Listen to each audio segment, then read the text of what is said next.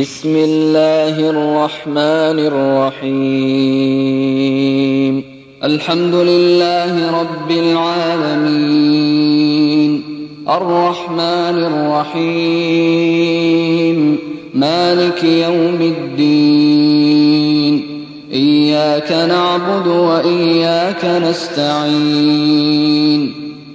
اهدنا الصراط المستقيم صراط الذين أنعمت عليهم غير المغضوب عليهم ولا الضالين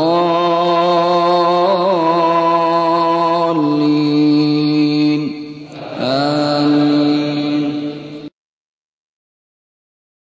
Satu isu yang kita nak bawakan, nak kongsikan di sini ialah berkenaan dengan isu di sini ialah disebut apa dia? Disebut tentang mereka yang mana dapat syafaat ialah orang yang kata la ilaha illallah tulus ikhlas daripada hati. Hadis ni dia tak sebut tentang beramal ataupun tidak. Jadi persoalan ni, hadis ni diguna pakai oleh satu kumpulan yang dianggap menyimpang dari ajaran agama, iaitu kumpulan yang dipanggil Murji'ah. Murji'ah ni ialah orang yang menangguh-nangguhkan amalan dan mengharapkan syurga Allah Subhanahu Wa Taala. Daripada perkataan arja, yurji, irja maknanya menangguhkan. Juga daripada perkataan ar-raja iaitu yang harap, berangan aja. Berangan aja dia. Wa tamanna 'ala Allahi al-jannah, wa tamanna 'ala Allah. Dia ni hanya berharap saja, amalnya tidak. Baik, persoalan ini Murji'ah ni, mereka ni hanya menyatakan cukup orang tu beriman dengan dia dalam hati dia yakin bahawa Allah Subhanahu Wa Taala tu Tuhan yang layak disembah. Padahal dah tak beramal pun tak apa.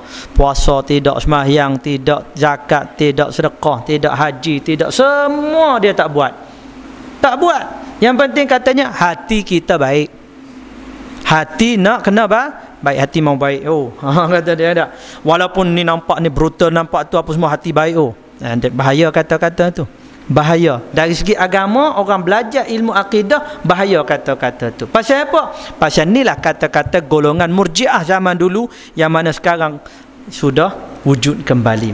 Tak apa saya tak pakai tudung, tak apa saya tak sembahyang, yang penting saya tak kacau orang, hati saya baik, saya suka bantu orang. Ya, tapi semua tadi dia perlukan kepada tapak, pintu, tingkap, apa dia lagi, hiasan-hiasan dalam rumah, bumbung. Kalau tidak ada tapak, dia tak akan berdiri. Dia tidak akan berdiri. Itulah perumpamaan amalan-amalan lain. Bahkan Allah Subhanahu Wa Taala dalam kebanyakan ayat mengatakan apa dia? Amanu wa amilus salihat wal 'asri innal insana lafi khusr illa alladhina amanu wa amilus salihat. Amal, beriman, amal soleh. Beriman, beramal. Maksud yang dimasukkan di sini ialah apa dia? Itulah orang yang mati dalam keadaan beriman pada Allah, dalam masa sama dia pun beramal. Sebab tu tulus, ikhlas, bersih, suci.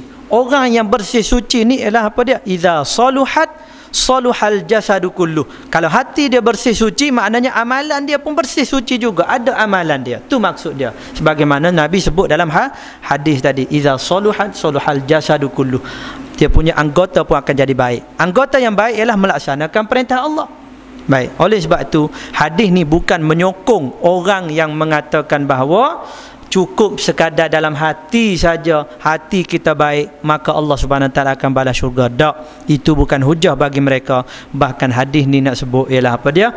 Orang yang tulus ikhlas, hati dia di samping amalan dia juga adalah amalan yang baik. Jadi tak sama sebagaimana yang didakwa oleh golongan Murji'ah. Begitu juga zaman kini pun ada golongan Murji'ah yang mendakwa bahawa yang penting adalah hati. Amal ibadat tu kalau bertudung pun dia punya apa dia, amalan tak baik, masuk neraka juga kata dia. Ya, yang mereka tu masuk neraka, kalau awak pun lebih-lebih lagi masuk neraka.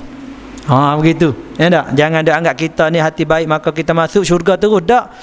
Kita kata orang yang tu pakai tudung, pakai kopiah, pakai apa pun jahat juga kata dia. Pau duit orang juga kata dia. Tak, dia masuk neraka, awak pun lebih-lebih lagi masuk neraka. Begitu. kaedah dia. Wallahu a'lam, itu saja.